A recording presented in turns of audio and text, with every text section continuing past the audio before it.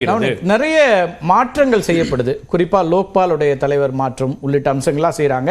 தேர்தலுக்கு முன்னாடி நடக்குதுன்னா இதுவே சில சிக்னல்ஸை கன்வே பண்ணுது அப்படிங்கிறாங்க. ஆட்சிக்கு வருவோங்கிற அந்த நம்பிக்கை இல்லாதனால இந்த மாற்றங்கள் நிகழ்தா அப்படிங்கிற கேள்விகள் கடந்த சில நாட்களா நடக்கக்கூடியதெல்லாம் இல்ல சொல்றாங்க. அப்படியே ஆட்சி மாற்றம் வந்தாலும் அடுத்து வர போறவங்க வந்து இதுக்கு பின்னாடி என்ன இருக்குன்றது சொல்ல போறாங்க. அது ஒரு பாயிண்ட் இருக்குதான் இருக்க போறது. பட் என்னுடைய பாயிண்ட் இப்ப சாரும் சபீர் அவர்கள் எல்லாரும் திரும்பவும் வந்து ஒரு பிரதமர் சொல்லக்கூடிய ஒரு விஷயம் வேறாக இருக்கலாம், ஒரு நரேட்டிவ் வேறாக இருக்கலாம்.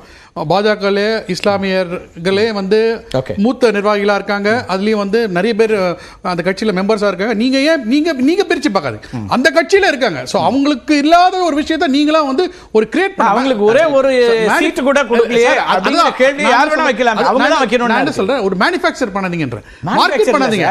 ஏன் சார் அந்த கட்சி நீங்க காங்கிரஸ் அறிக்கையில சொல்லப்படாத விஷயங்களை இன்டர்பிரேஷன் சொல்றீங்கல்ல, அப்ப நீங்க கொடுக்கவே இல்ல, சீட்டை போட்டிறதுக்கான இடமே வாய்ப்பே கொடுக்கலங்கறத சொல்லக்கூடிய வாய்ப்பும் எதிர்க்கட்சி இருக்கும் தானே.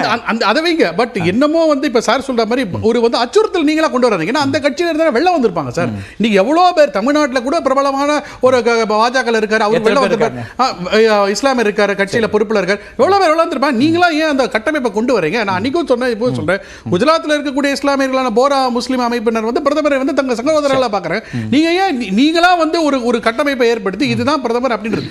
இன்னொரு விஷயம், ஏன்னா பிரதமர் வந்து ஒரு 15-20 இடத்துல இந்து முஸ்லிம்னு பேசுறதுனால அது பேசு பொருளாக மாறுதுல, அதையே அவர் பிரிச்சு பார்க்க வேண்டிய அவசியமே இல்லைங்கிறாங்க. என்னுடைய பார்வையில் வந்து அவர் காங்கிரஸ் உடைய தேர்தல் அறிக்கை, காங்கிரஸ் நிலைப்பாடு குறித்து தான் அந்த கண்டென்ட் எடுத்து தானாக பேசினாம நம்ம வாட்ச் பண்ணணும் எப்படின்றது நம்ம பார்க்கணும். இல்ல அவர் முஸ்லிம்கள் ஊடுருவல்காரர்கள் அப்படின்றாரு, அவர் அப்படி குஸ்பேட்டியும் அப்படின்றாரு. அதுக்கு என்ன அர்த்தம் சார்? அதுக்கு அடுத்த வாட்டி அதுக்கு அர்த்தம்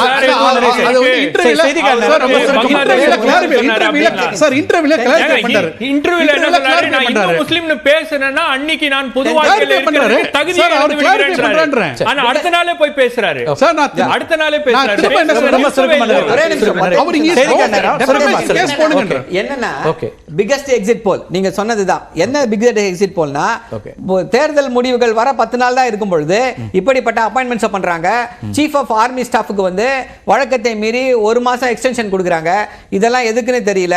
அதை விட பெரிய விஷயம் என்ன அப்படின்னா, பிரதமர் தமிழ்நாட்டில் பாஜகவிற்கு சாவு மணி அடித்து விட்டார். இனிமேல் எந்த முகத்தை வைத்துக்கொண்டு தமிழ்நாட்டுக்கு அவரால் வர முடியும்?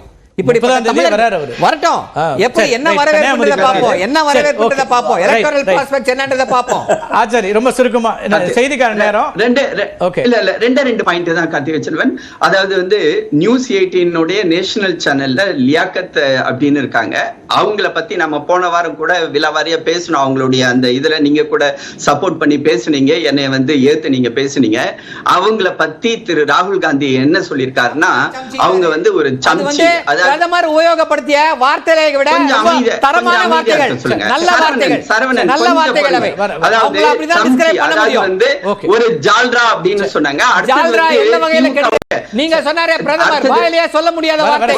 ஏதாவது ஒரு பாஜக தலைவர் பேசியிருந்தால் நீங்க அதை பேசியிருந்தீங்க, வழக்கு பாயும், கைது செய்யப்படுவீர்கள். நான் ஒரே ஒரு பாயிண்ட் தான் சொல்லணும். கார்த்திகை செல்வன் சரவணன் கேட்டாரு, திமுக ஆபீஸ்ல லைட் எரிஞ்சா உங்களுக்கு என்ன லைட் எரியாது? ஆக்சுவலி டெய்லி வந்து நான் அந்த அலுவலகத்து வழியா தான் போறேன்.